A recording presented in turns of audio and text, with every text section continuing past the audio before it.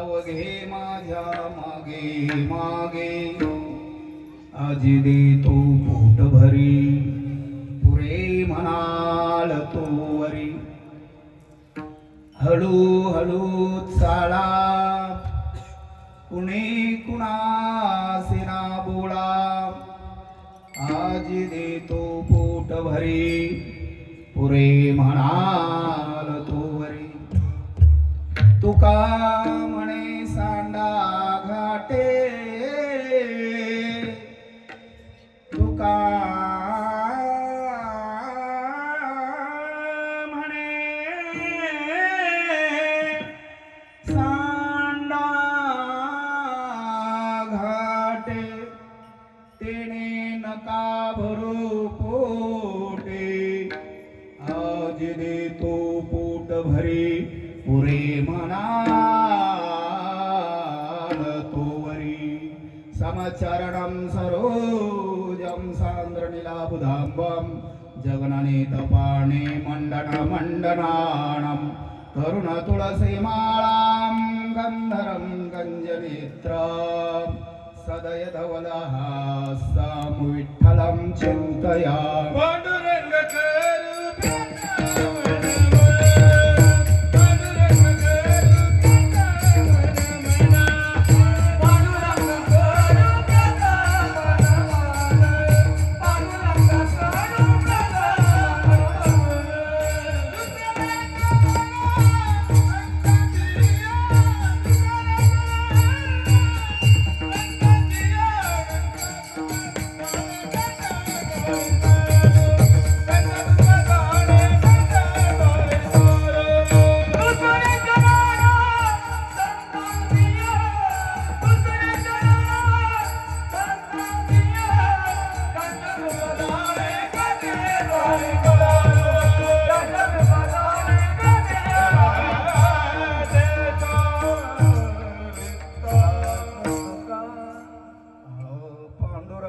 करू प्रथम नमन दुसरे चरणा संतांची त्यांच्या कृपादाने कथेचा विस्तारू बाबाजी सद्गुरु दास तुका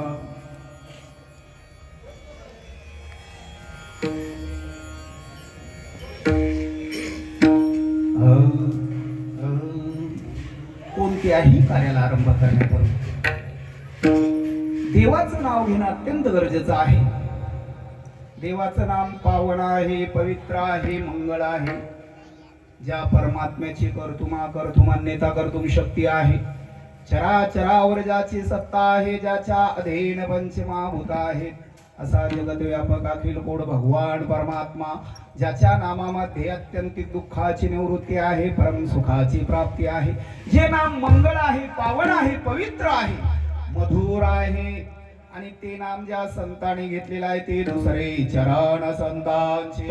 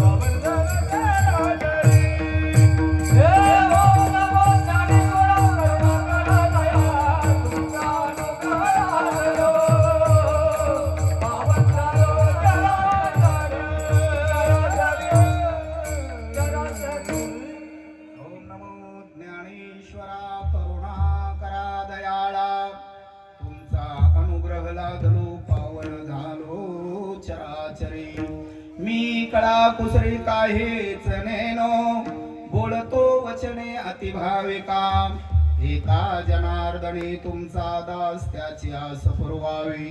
तुमचा अनुग्रह लादलो पावन झालो चराचरी. प्रथम वंदन करू गणनाथा उमा शंकराची आसुता. चरणावरी ठेवणी माथा साष्टांग्याचा दंडवत. दुसरी वंदू शारदा जे चतुराननाची आत्मजा. वाक्सिद्धी पावी सहजा तिच्या चरणो ज्या दंडवत. आता वंदू देव ब्राह्मण ज्यांचे निपुण्य पावन. प्रसन्न होते श्रोते जन तया नमन माझे दंडवत. आता नमो साधू सज्जन नित्य हृदय हरीचे ध्यान. विठ्ठल नाम उच्चारती जन तया नमन माझे दंडवत. आता नमो रंगभूमिका कीर्तने उभे होती लोका. टाळ मृदंग श्रोते देखा तया नमन माझे दंडवत. ऐसे नमन करोनी सकला हरी कथा बोले बोबडिया बोला. अज्ञान म्हणून आपुलिया बाळा चालवी सकला नामा म्हणे विढाळा.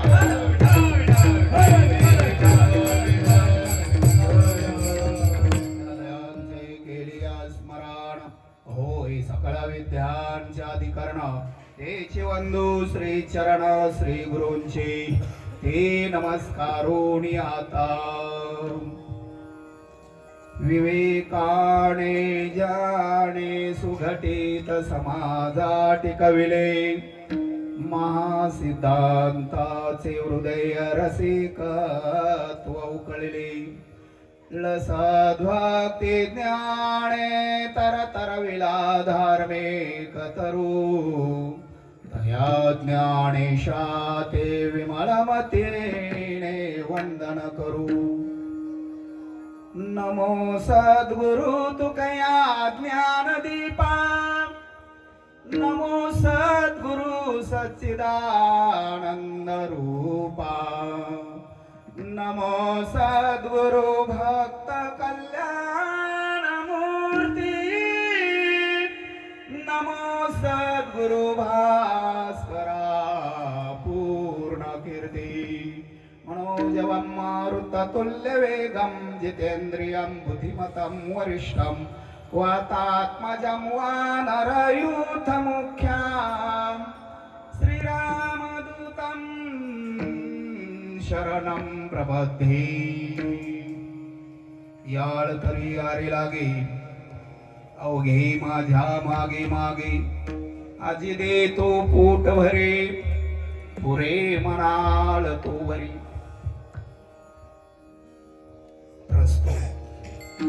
कीर्तन रूपी शिवेकडे गायलेला अभंग श्रीमान संत वैराग्याचे मुकुटमणी असणारे,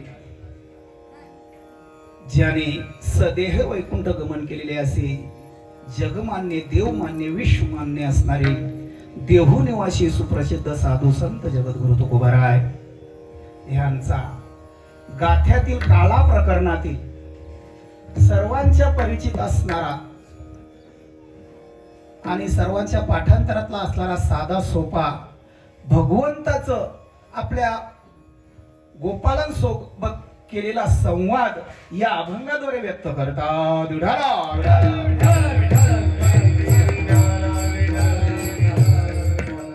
या अभंगाद्वारे तुकोबाराय भगवंताचा गोपालांशी झालेला संवाद व्यक्त करत असताना तुम्हा मला काळ्याचा प्रसाद देत आहेत. चिंतन करण्यापूर्वी थोडासा परिहार. श्री क्षेत्र आपल्या ह्या पिंपलगाव गावातील हनुमान मंदिराच्या प्रांगणामध्ये होणारा हा अखंड 1.5 दिवसीय हरिनाम सप्ताह सोहळा ग्रामस्थांच्या अथक परिश्रमाने मोठ्या श्रद्धेने भक्तीने आनंदाने आणि उत्साहामध्ये या ठिकाणी हा साजरा होत आहे. गेली 9 वर्षे या ठिकाणी हा कार्यक्रम होत असताना हा 10व्या वर्षामध्ये आपण ह्या काळ्याच्या प्रसंगातून ह्या कार्यक्रमाची आपण सांगता करणार आहोत. प्रसंग सप्ताह 1.5 दिवसाचा का होईना, परंतु त्याची तयारी महाराज 2-4 महिने अगोदर सगळी करावी लागतो. मग मंडपापासून, स्पीकर पासून, गायनाचार्यांपासून, मृदंगाचार्यांपासून सर्वांची तयारी या ठिकाणी करावी लागते. आणि मग तो पत्रिका छापून सगळ्या गावोगाव प्रचार करून आणि सर्वांना विनंती करावी लागतो, बाबा कार्यक्रमाला या. आणि आज तो दिवस उजाडलेला आहे आणि तो 10व्या वर्षातला हा सांगतेचा कार्यक्रम मजसारख्या पामराकडे या ग्रामस्थांनी सोपवलेला आहे. हे माझं परम भाग्य समजतो.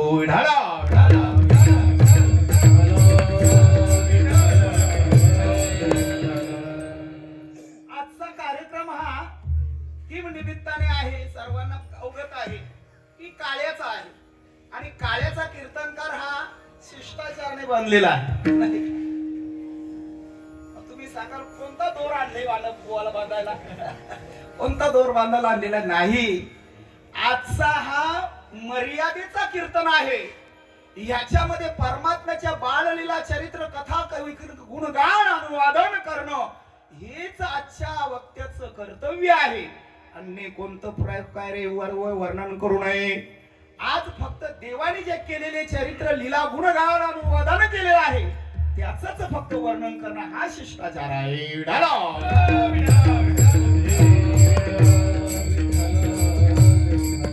महाराज सप्ताह किती का दिवसाचा असे ना, परंतु त्याची ही सांगता हे काळ्याच्या कीर्तनाने होत असते. हा आपल्या ह्या संप्रदायाचा दंडक आहे. मग तुम्ही महिन्याचा करा, 2 महिन्याचा करा, वर्षाचा करा, चातुर्मासाचा करा, परंतु सांगता ही काळ्याच्याच कीर्तनाने होत असते. अन्य का नाही? त्याला कारण आहे. आजचा जो कार्यक्रम आहे, जो परमात्म्याने जो काही लीला गुण केलेले आहेत ते कुठे केलेले आहेत त्याचंच फक्त वर्णन करायचं, अन्य कोणतं करायचं नाही. देवाचं चरित्र तसं अगम्य, अनुपम्य, अफाट आहे, अगणित आहे, अवर्णनीय आहे. त्याचं वर्णन करू शकत नाही. शेष जानू गेला तो पुढे मौनावळा, ते गुहे तुझला प्राप्त कैसे. अरे ज्या देवाचं गुणानुवादन 1000 मुखाचा शस्त्र वर्णन करू शकला नाही तर आपण एका मुखातून त्याचं काय वर्णन करणार आहोत?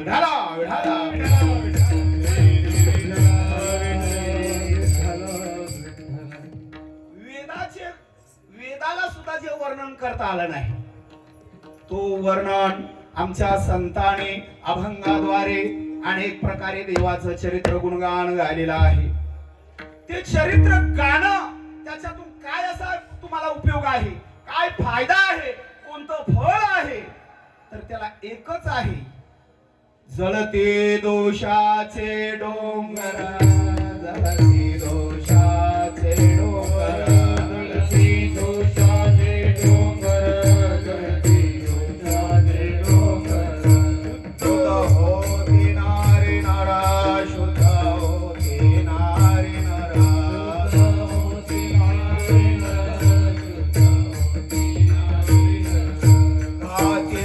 कधी सादर, गाते आहे कधी सादर, गाती आहे कधी सादर. जेव्हा पवित्र हरिकथा, जेका पवित्र हरिकथा, पवित्र हरिकथा, जेका पवित्र हरिकथा.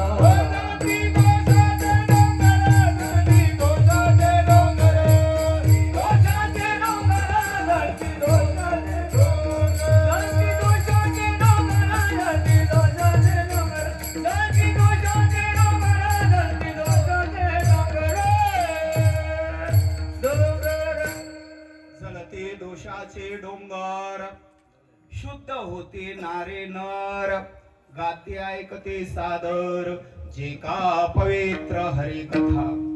ही कथा सामान्य नाही आहे.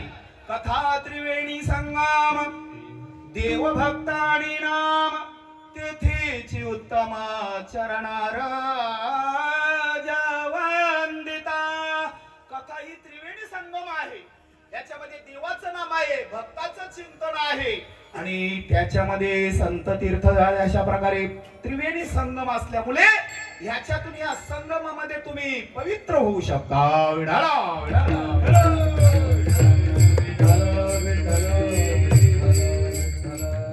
अन्य तीर्थामध्ये तुमचे पाप क्षालन करण्याचं सामर्थ्य ते पुन्हा आपल्या मुंडकुटावर बसण्याची शक्यता आहे. गेल्या वर्षी आपण सर्व गेलो प्रयागला. कशासाठी गेलो? पवित्र होण्यासाठी. त्रिवेणी संगमी नाना तीर्थेवरमी चित्त नाही नामी तरे ते व्यर्थ. त्रिवेणी संगमामध्ये जरी स्नान केलं आणि जर आपलं चित्त जर नामावर नसेल, चित्त जर परमात्म्यावर नसेल, चित्त जर परमार्थामध्ये नसेल, तर सर्व व्यर्थ आहे. मग तुम्ही महिन्याचा का हा सप्ताह असे ना, चित्त मात्र स्थिर पाहिजे.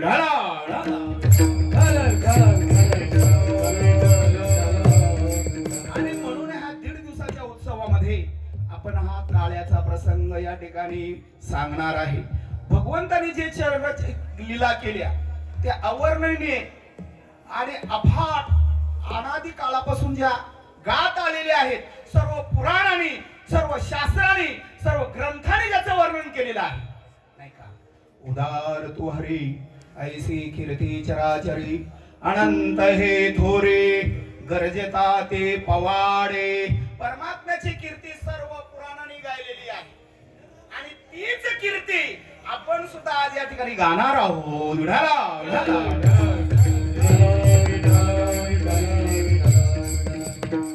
वास्तविक पाहता आजचा प्रसंग जरी काळ्याचा असला, परंतु काळा कुठपर्यंत आपण ज्या सप्ताहाची सांगता करायची आहे त्याची वास्तविकता सांगता होत नाही. मात्र आपण ते एक मानून आणि परमात्म्याची सेवा झाल्याचा अंतःकरणामध्ये एक समाधान प्राप्त करून देवाला ते समर्पित करायचे आहे. आपण काय सेवा करणार आहोत? आपल्याकडनं काय सेवा घडणार आहे सांगा मला. परमात्म्याला सेवा करत असताना अंतःकरणामध्ये शुद्ध भाव असायला पाहिजे, अंतःकरण पवित्र असावला पाहिजे, तर ती देवाला प्राप्त होत असते. आपण जर एखादा कार्यक्रम घडवून आणला तर आपली छाती ताट करून चालतो. मी कार्यक्रम घडवून आणला. अरे तू काय घडवणार आहे बाबा? तो कार्य त्याचा तो करून घेणार आहे. आपण फक्त निमित्त आहोत. देवा कारणे भाव तस्मात त्याविना लागे फार सेवित झाले एक चित्त तरी बहुत एवढ्यासाठी नखा करू आता हात गा. देवाला केवळ भाव पाहिजे आहे. देव तुमचा आणखी काही घेत नाही. फक्त काय घेतो? अंतरीची काय घेतो? अंतरीची घेतो गोडी, घेतो गोडी. अंतरीची घेतो गोडी, घेतो गोडी.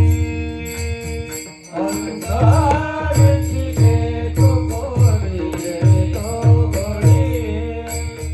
अंतरीची घेतो गोडी, घेतो गोडी. अंतरीची घेतो गोडी पाय जोडी भावाची. अंतरीची घेतो गोडी पाय जोडी भावाची. अंतरीची घेतो गोडी पाय जोडी भावाची. अंतरीची घेतो गोडी पाय जोडी भावाची.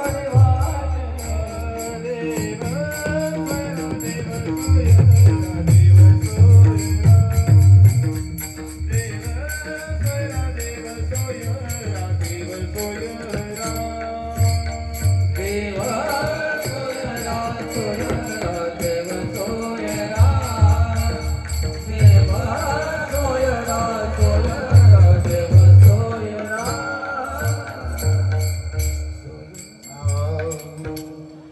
अंतरीची घेतो गोडी पाहे जोडी भावाचे. देव सोयरा, देव सोयरा, देव सोयरा दिनांचा. तो दिनांचा सोयरा तेव्हा होतो अंतकरण तो पाहत असतो. म्हणून परमात्म्याची सेवा करताना अंतकरणातून शुद्ध भावाने पवित्र मनाने जर केली तर ती परमात्म्याला मान्य आहे. आज आपण जी 1.5 दिवसाची का सेवा होईना ती या ठिकाणी आपण समर्पित करणार आहोत आणि त्या समर्पित वेळेमध्ये आपण ही सेवा संपवणार आहोत.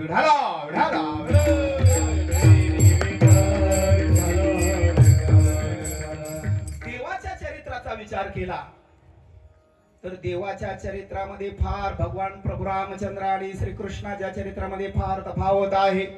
त्या दिवशी मी सांगून गेलो की भगवान प्रभू रामचंद्रांचं चरित्र हे आचरणीय आहे आणि प्रभू भगवान कृष्णाचं चरित्र हे उच्चारणीय आहे. आचरणाच्या भानगडीमध्ये पडू नाही. कारण प्रभू रामचंद्रांनी एक वचनी, एक बाणी, एक पत्नी अशा प्रकारचा त्यांनी नियम पाळला. ह्या बाबांनी पाळला नाही. ह्याचा एक पत्नी नाही, अनेक पत्नी, अनेक वचनी, अनेक बाणी जो परमात्मा आहे. असं सांगतात प्रभू रामचंद्र भर उन्हाळ्यामध्ये दुपारी 12 वाजता जन्माला आला. हा बाबा भर पावसाळ्यामध्ये रात्री 12 वाजता जन्माला आला. किती फरक आहे मला सांग. आणखी सांगू, प्रभू रामचंद्र हे राजवाड्यामध्ये जन्माला आले आणि लहानाचे मोठे राजवाड्यामध्ये झाले. या बाबाचं उलटच आहे. जन्माला आला कारागृहामध्ये म्हणजे जेलमध्ये, मथुरेमध्ये, आणि लहानाचा मोठा व्हायला कुठे गेले? गोकुळामध्ये गेले. आणखी सांगू तुम्हाला, प्रभू रामचंद्र यशोद्या मातेच्या आपल्या कौशल्य मातेच्या उदरी जन्माला आले आणि कौशल्याच्या अंगावरचा त्यांनी दूध प्राशन केला. ह्या बाबाचं उलटच आहे. आज जन्माला आला देवकी मातेच्या उदरी आणि गेला अंगावरच प्याला यशोदेच्या उदरी. म्हणजे किती फरक आहे. ढाळा ढाळा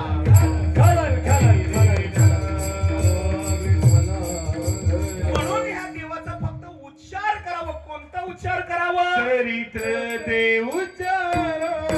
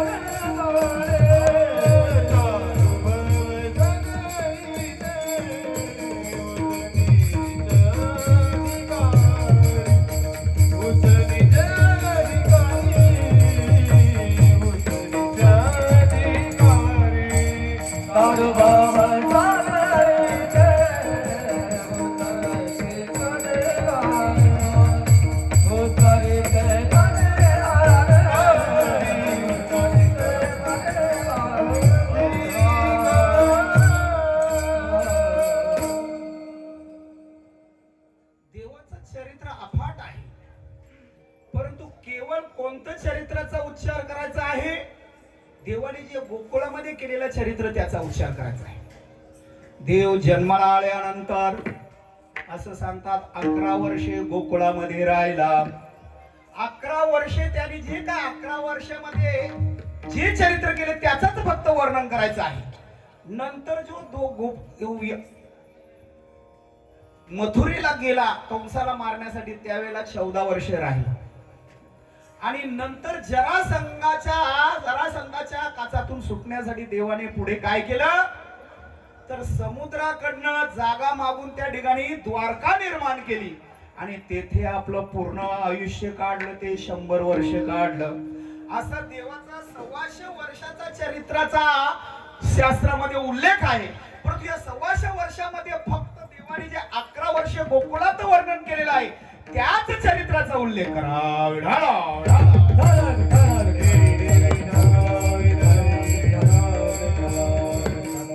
तुकोबराय सांगतात चरित्र ते उच्चारावे केले देवे गोकुळी. ते गोकुळामध्ये केलेला जो चरित्र त्याचाच उल्लेख करायचा आहे. कारण तो चरित्र फार पवरम आहे, पावन आहे आणि अशा प्रकारचा मंगळ स्वरूपाचा आहे. त्या चरित्राचा जर विचार केला तर देवाने ज्या ज्या प्रकारच्या लीला केलेल्या आहेत ना, ते केवळ जगाच्या हितासाठी, कल्याणासाठी, उद्धारासाठी केलेल्या लीला आहेत. अनेक लीला देवाने केल्या. त्याच्यामध्ये असं सांगतात की ह्या अभंगाची जी भूमिका आहे, या अभंगाद्वारे तुकोबाराय सांगतात की देवाचा आणि गोपाळांचा संवाद आहे. आता देवाचा आणि गोपालांचा संवाद जर आपण विचार केला तर आपण पाहिला जर त्या अभंगाकडे जर पाहिलं तर चारही कडवे हे फक्त देवाच्याच नामाने देवाच्याच आणि संवादाने भरलेले आहेत. त्याच्यामध्ये गोपालाने कुठे देवाशी संवाद साधलेला नाही आहे. देव बोलतात, चारही कडवे देवानेच म्हटलेले आहेत. मग गोपालांचा देवाचा संवाद कशावरून झाला? त्याला एक कारण आहे. जरी देवाचे चारही कडवे देवाच्याच मुखातले असतील परंतु देव जरी बोलत असेल तर त्याला कोणीतरी प्रतिसाद देणारा पलीकडचा असायला पाहिजे. आपण गृहीत धरायचं आहे. आलं का लक्षात? बघा, हा देवाचा आणि भक्ताचा संवाद आहे. संवाद हा देव भक्तामध्ये होतो, भक्ता भक्तामध्ये होतो, गुरु आणि शिष्यामध्ये होतो. तो काय होतो? उपदेश. संवाद नाही.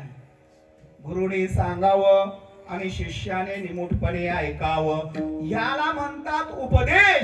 मात्र देवाचा आणि भक्ताचा संवाद होतो. तुकोबराय सांगतात, करू आवडीने वाद,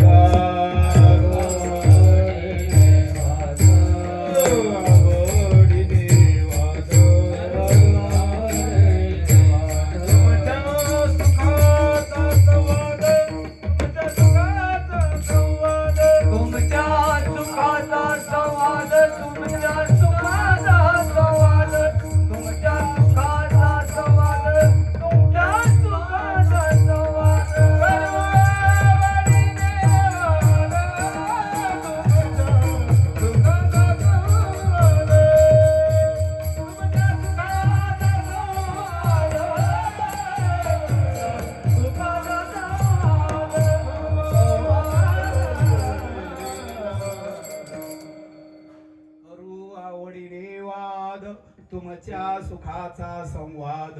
तुकोबराय देवाशी संवाद करतात.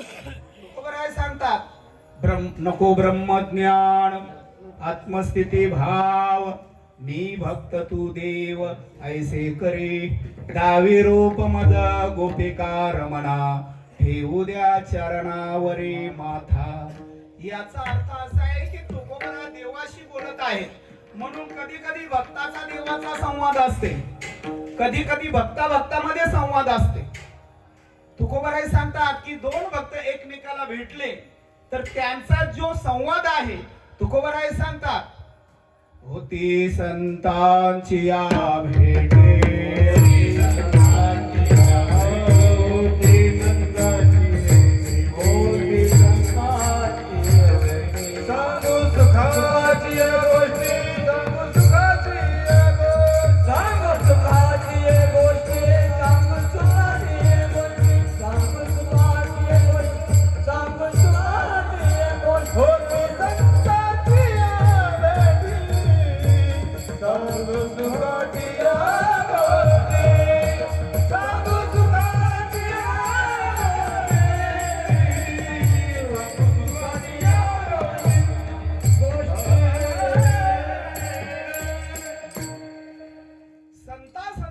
भेट झाली तर त्या पारमार्थिक गोष्टी होतात, सुखाच्या गोष्टी होतात. आणि संसारिकाची जर भेट झाली तर त्यांची काय, कसं काय चालले, बरं आहे का, कोरडर बरं आहे का, धंदा पाणी कसं चाललेला आहे, कसे काय, सर्व काही सुखात आहेत का. आपला फक्त आपला जो काही संवाद आहे तो केवळ प्रपंचाचा आहे. मात्र संतांचा संवाद हा सुखाचा आहे. आपण पंढरपूर सारख्या ठिकाणी जरी गेलो, दर्शन बारीला जरी लागलो तर तिथे जर आपला एखादा ओळखीचा भेटला का लगेच सुरुवात करतो, काय कधी आल्या, म्हटलं आजच. मग मी परवा दिवशी आले, गावाकडे काय आलं नाही, पाऊस कसा पडतो, अरे तू मर ना पंढरपूर मध्ये, ती गावची काय विचार कर. म्हणजे सांगण्याचा तात्पर्य संसारिक माणसाची जर का कुठेही कुठल्याही क्षेत्रामध्ये भेट झाली, केवळ प्रापंचिक विषय असतो डोळ्यासमोर. मात्र संतांचा विषय हा पारमार्थिक असतो. आणि म्हणून ते सांगतात, करू आवडीने वाद, तुमच्या सुखाचा संवाद, किंवा होती संतांची या भेटे, सांगू सुखाची या गोष्टी. सुख कोणतं आहे? पारमार्थिक सुख आहे. ज्या संसारामध्ये सुख शोधतो तुम्ही, रात्री प्रवचनामध्ये सांगितलं गेलं तुम्हाला सुख मिळणार नाही. मग एकच देवाचं सुख आहे तो सुखरूपायचा तुझ्या कोण सांगा माझ्या पांडुरंगा सारे खातो. मग देवाच्या विषयी तुम्ही त्या ठिकाणी विचारसरणी आपल्या डोळ्यासमोर ठेवा आणि तोच संवाद करा. माणसामध्ये भेट झाली, संवाद होतो, संवाद करता करता वाद होतो, वाद करता करता वैर निर्माण होतो. संवाद करा पण वाद करू नका, वाद करा पण वैर करू नका.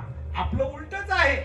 आपण एखादी सप्त्याची मीटिंग जरी आपली लावली ना, मग ते 50 रुपये तिकडे कशा काय तुम्ही खर्च केले? तो सांगले इथे मी हार आणण्यासाठी करतोय. अरे बरोबर हार आणले, पण मी गेलो असतो ना 10 रुपयात आणला असता. झाली वादावादी चालू. म्हणजे इथे संवादामध्ये वाद, वादामध्ये वैर, मात्र परमार्थामध्ये संवादाला शिवाय वैराला थारा नाही आहे. इथे फक्त आवडीचा वाद असावा, त्याच्यामध्ये वैर भाव नसावा. या अभंगाद्वारे जरी परमात्मा एकटा बोलत असेल, तुम्हाला दिसत असेल, परंतु त्याला पलीकडनं कोणीतरी त्याला आणि प्रतिसाद देस असावा. बघा उदाहरणार्थ एखादा मनुष्य रस्त्यामध्ये चाललेला आहे, कानामध्ये दोन्ही कानामध्ये ते इयरफोन घातलेले आहेत, एकटाच बडबड करत चाललेला आहे.